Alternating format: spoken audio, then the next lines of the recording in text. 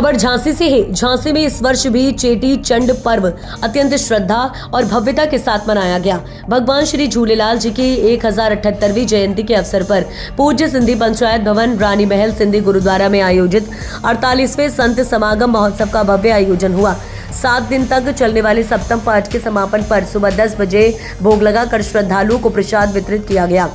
शाम को भगवान झूलेलाल जी की विशेष आरती के उपरांत पूज्य सेंट्रल सिंधी पंचायत झांसी के तत्वाधान में बहराणा साहिब की शोभा यात्रा नगर भ्रमण के लिए निकाली गई। इस शोभा यात्रा में न केवल झांसी बल्कि आगरा, फिरोजाबाद, फैजाबाद, उल्लासनगर, कल्याण, मुंबई, इंदौर, भोपाल, दिल्ली, कानपुर आदि विभिन्न शहरों में श्रद्धालु शामिल हुए। शोभा यात्रा का शुभारंभ झांसी के कोतवाल श्री राजेश पाल द्वारा हरी झंडी दिखाकर किया गया। नगर के विभिन्न स्थानों पर श्रद्धालुओं ने भव्य स्वागत किया और पुष्प वर्षा की। शोभा यात्रा के अंत में आतिया तालाब पर पवित्र ज्योति का विधिवत विसर्जन किया गया। शोभा यात्रा के दौरान बेटी बचाओ बेटी पढ़ाओ अभियान और शाहिद हेमू कलानी, सिंधु सम्राट दाहड़ सेन, महारानी लक्ष्मीबाई, राम दरबार वानर सेना, भगवान झूलेलाल जी की भव्य शोभा यात्रा निकाली गई। शोभा यात्रा के समापन समारोह में मुख्य अतिथि के रूप में झांसी के सदर विधायक रवि शर्मा उपस्थित रहे। समस्त प्रतियोगिताओं में भाग लेने वाले 200 से अधिक प्रतिभागियों को 57 पुरस्कार एवं विशेष सम्मान से नवाजा गया है। इस धार्मिक और सामाजिक आयोजन के दौरान गुरु का अटूट लंगर वितरित किया गया है। इस आयोजन में समाज के प्रतिष्ठित व्यक्तियों, गणमान्य नागरिकों एवं श्रद्धालुओं की भारी उपस्थिति रही। इस भव्य आयोजन में प्रमुख रूप से समाज के वरिष्ठ जन, युवा, महिलाएं एवं बच्चे बड़ी संख्या में सम्मिलित हुए। समाज के अनेक गणमान्य व्यक्तियों में कपिल शर्मा, मूलचंद गंगवानी, अमित खियानी, हेमंत शोभानी, तरुण हीरावानी, नीलम बानवानी, सुमन दलवानी, सिम्मी दलवानी, कंचन ठारवानी, आशा कुकरेजा, कौशल्या कुकरेजा, मानवी पवानी आदि कई लोगों की गरिमामयी उपस्थिति रही।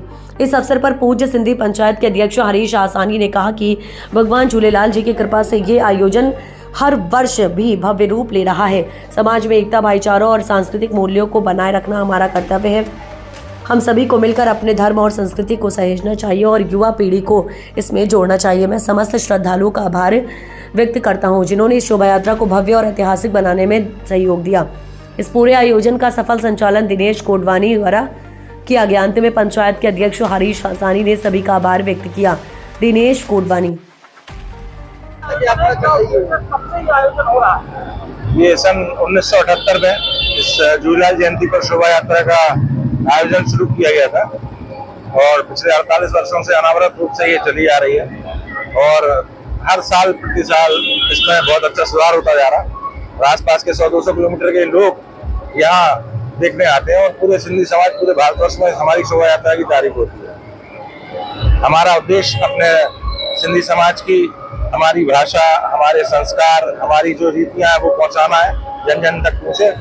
और ऐसा कहा जाता है कि जो भाषा खत्म हो जाती है वो समाज खत्म हो जाता है। तो हमारा प्रयास है कि हम लोगों की सिंधी भाषा हमेशा जीवंत रहे और हमारा उद्देश्य है और एक संदेश है कि समाज में पूरी एकता बनी रहे। पूरे जिले में ये स्थिति क्यों बदल जाती है? एक्चुअली बात क्या है कि हम लोग जनसंख्या में भी बहुत कम है, अल्पसंख्यक है, तो इस वजह से फिर भी जितनी जनसंख्या है, हम लोग जहाँ से 5-6 हजार है, और फिर भी आप अगर एक वो करिए तो शायद सिंधी समाज से अच्छी शोभा यात्रा किसी की भी नहीं निकलती। हम लोग साल भर इसकी तैयारी करते हैं और पूरे हिंदुस्तान भर से जो भी नई झांकियाँ होती है, जो प्रसिद्ध झांकियाँ होती है, वो हम इसमें शामिल करते हैं।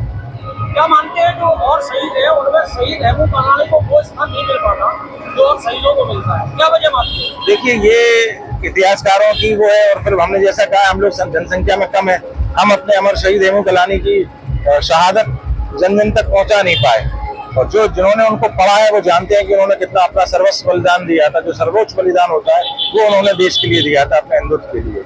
कौन सी भी जयंती है? ये हमारे जो हम लोग मनवा रहे हैं 48वां वर्ष है मनाते हुए। 1078वां वर्ष है।